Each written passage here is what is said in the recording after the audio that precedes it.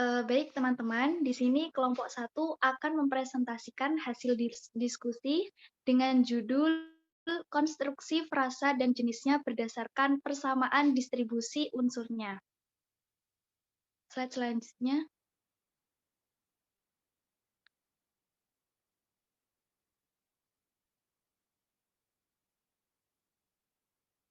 Adapun anggota dari kelompok 1 yaitu Rizky Zakiatul Safirila dengan NIM akhir 03, Hesti Agustini dengan NIM akhir 08, Tri Andika Mistiani dengan NIM akhir 27, Safa Salsabila dengan NIM akhir 33, dan yang terakhir yaitu Talisa Mulyasari dengan NIM akhir 29. Slide selanjutnya. Nah, di sini kelompok 1 memaparkan pokok pembahasan, ada 2 pokok pembahasan yaitu frasa endosentris dan yang kedua frasa eksosentris. Di mana frasa endosentris ini dibagi lagi yaitu koordinatif, atributif, dan apositif. Dan untuk frasa eksosentris dibagi lagi yaitu direktif, non-direktif, dan konektif. Selanjutnya akan dilanjutkan oleh kelompok 1 untuk memaparkan hasil diskusinya. Slide selanjutnya.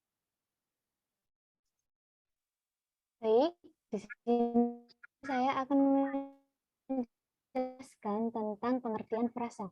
Menurut Kamus Besar Bahasa Indonesia (KBBI), arti kata frasa adalah gabungan dua kata atau lebih yang bersifat non-predikatif. Misalnya, gunung tinggi disebut frasa karena merupakan konstruksi non-predikatif. Nah, kemudian yaitu ada menurut para ahli. Yang pertama ada Verhaar tahun 2001 menjelaskan bahwa frasa adalah kelompok kata yang merupakan bagian fungsional dari tuturan yang lebih panjang. Kemudian yang kedua ada Keraf tahun 1991. Arti frasa adalah suatu konstruksi yang terdiri atas dua kata atau lebih yang membentuk suatu kesatuan.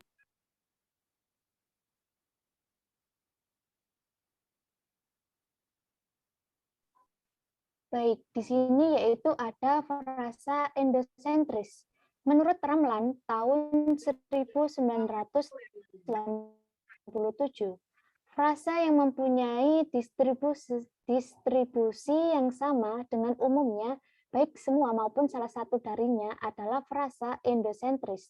Dalam Kamus Linguistik tahun 2009, Kri Dalaksana mendefinisikan distribusi sebagai semua posisi yang diduduki oleh unsur bahasa. Singkat kata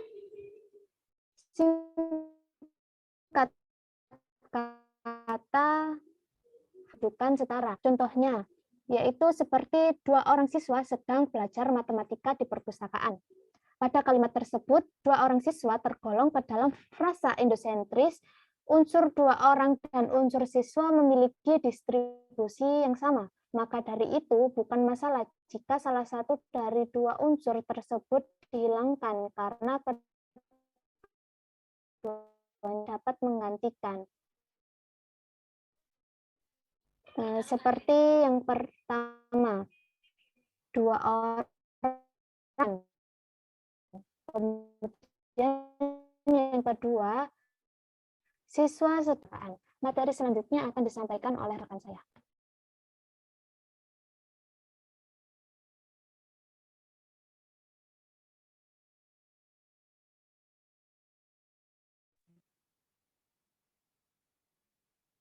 Baik teman-teman, di sini saya akan menjelaskan mengenai frasa endosentris koordinatif. Nah, di sini untuk pengertian frasa endosentris koordinatif sendiri, yaitu sebuah frasa yang mana komponen pembentuknya terdiri dari dua komponen atau lebih yang sama atau sederajat. Sebab bentuk yang sederajat, maka frasa ini dapat dihubungkan dengan konjungsi koordinatif tunggal seperti dan, atau, tetapi, maupun, dan lain-lain. Atau bisa diartikan lagi, frasa endosentris koordinatif ini memiliki ciri-ciri, yaitu frasanya bentuk komponennya itu sama atau sederajat dan juga, frasanya dapat dihubungkan dengan konjungsi koordinatif seperti yang saya sebutkan tadi, yaitu dan, atau, tetapi, dan maupun.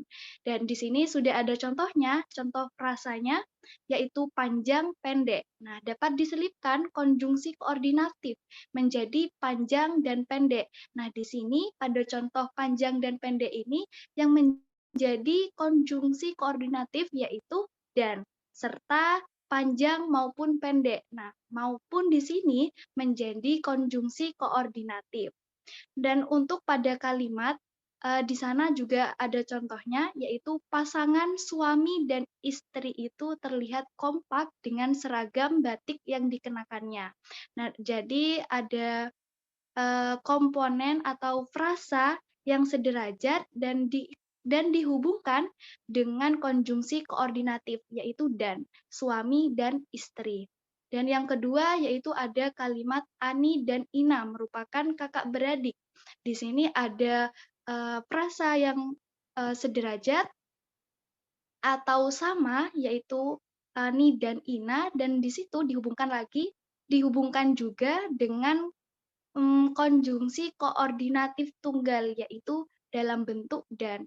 Selanjutnya akan disampaikan oleh rekan saya.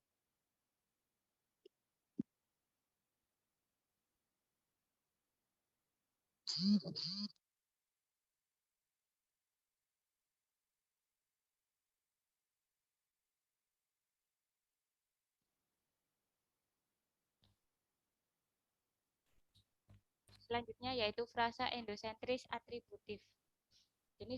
Jenis frasa endosentris atributif terdiri dari unsur pusat dan atribut.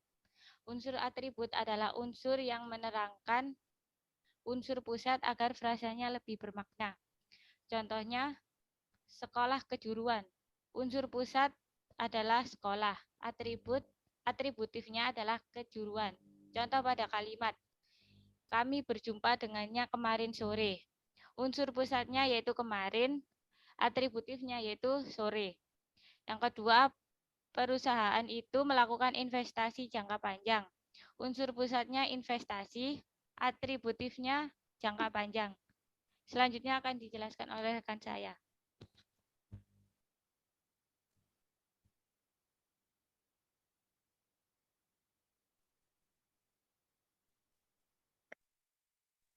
Baik, saya akan menjelaskan tentang materi frasa endosentris apositif. Jadi, jenis frasa endosentris apositif ini memiliki unsur penjelas, unsur pusat. Jadi, endosentris apositif ini dia itu menjelaskan satu kalimat yang dimana tujuannya lebih jelas. Nah, contohnya seperti Bandung. Bandung kota kembang. Unsur pusatnya adalah Bandung, posisinya atau unsur penjelasnya adalah kota kembang. Jadi Bandung ini merupakan kota kembang. Nah, contoh pada kalimatnya yaitu jika diterapkan pada kalimat, yang pertama ada kami berwisata ke Kota Gudeg, Yogyakarta. Jadi kota Gudeg ini itu yang dimaksud adalah kota Yogyakarta karena ciri khasnya yaitu gudeg. Selanjutnya ada Reza Rahardian, aktor berbakat Indonesia yang meraih penghargaan dari Festival Film Internasional. Jadi bakat yang dimiliki Reza Rahardian yaitu dia memiliki prestasi yang dia raih yaitu penghargaan dari Festival Film Internasional. Itu lebih dijelaskan dari posisinya.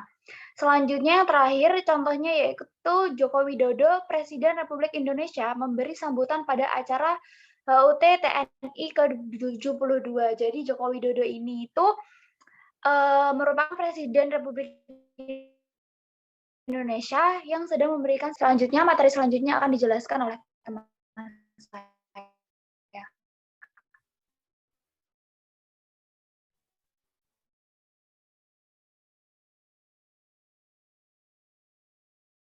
Baik, di sini saya akan menjelaskan frasa sentris. Beda halnya dengan frasa endosentris. Frasa eksosentris merupakan frasa yang semua atau salah satu unsurnya tidak dapat menggantikan frasa itu secara menyeluruh, yang artinya salah satu unsur dari frasa eksosentris ini tidak dapat saling mengisi ketika dipisahkan.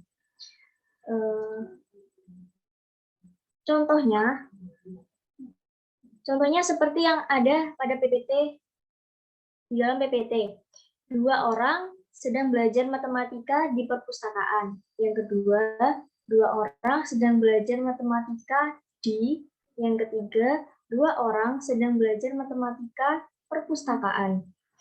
Di perpustakaan memiliki 2 unsur, yakni di dan perpustakaan. Sebagai frasa preposisional, keduanya tidak memiliki distribusi yang paralel dan tidak dapat saling mengganti. Bisa diperhatikan pada kalimat kedua dan ketiga. Ketika salah satu unsur dihilangkan, kalimat tersebut menjadi rumpang. Materi selanjutnya akan dijelaskan oleh rekan saya.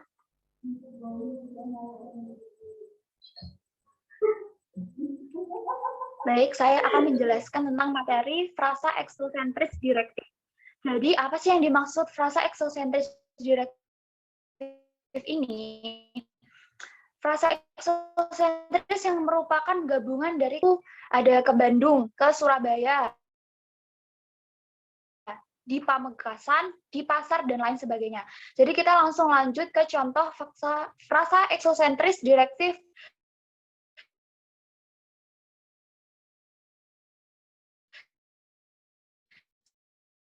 Jika diterapkan pada kalimat, contohnya seperti ibu pergi ke pasar sejak tadi pagi. Exosentris direktifnya itu ada di bagian dada. Juga ada kakak pergi, lihat frasa exosentrisnya. Dan yang terakhir ada frasa exosentrisnya ada di letak ke sekolah, yaitu menggabungkan kata.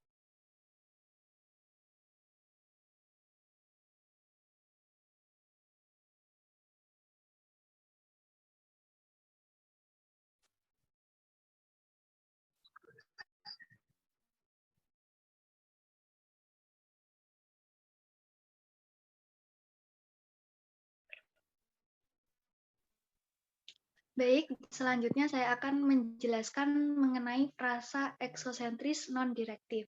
Jadi, pengertian frasa exosentris non-direktif sendiri, yaitu frasa exosentris yang merupakan gabungan antara nomina dan kata-kata tertentu, seperti si, sang, para, yang, dan sejenisnya. Jadi dapat disimpulkan bahwa frasa exosentris non-direktif ini yaitu memiliki ciri bahwa nominalnya itu diikuti dengan kata-kata tertentu seperti si, sang, para, yang, dan sejenisnya. Dan di situ juga ada contoh frasa non-direktif pada penerapan pada sebuah kalimat. Yang pertama, kami menunggu kehadiran para tamu di ruang yang tersedia. Nah, contoh pertama itu memiliki frasa exosentris non-direktif yang terletak pada kalimat pada frasa para tamu. Dan yang kedua yaitu contohnya Raffi mencintai sang istri hingga akhir hayatnya. Nah, di situ mengandung frasa exosentris non-direktif pada kalimat atau frasa yaitu sang istri. Dan yang ketiga yaitu contohnya para hadirin telah duduk di bangku yang telah disediakan. Nah, di sana juga mengandung frasa exosentris non-direktif yang ditunjukkan pada frasa yaitu para hadirin. Mungkin selanjutnya akan dilanjutkan oleh rekan saya.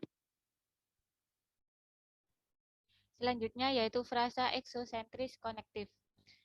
Frasa exosentris yang satu ini adalah hasil gabungan kata kerja, kata sifat, kata benda dengan kata lekas, segera, saat, akan, hendak, dan lain-lain.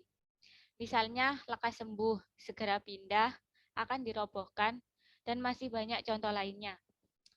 Contoh pada kalimat. Pertama, ibu hendak membeli perabot rumah tangga baru di pasar. Yang kedua, ayah hendak makan di luar. Yang ketiga, kami akan pergi ke pantai. Sekian dari kelompok 1.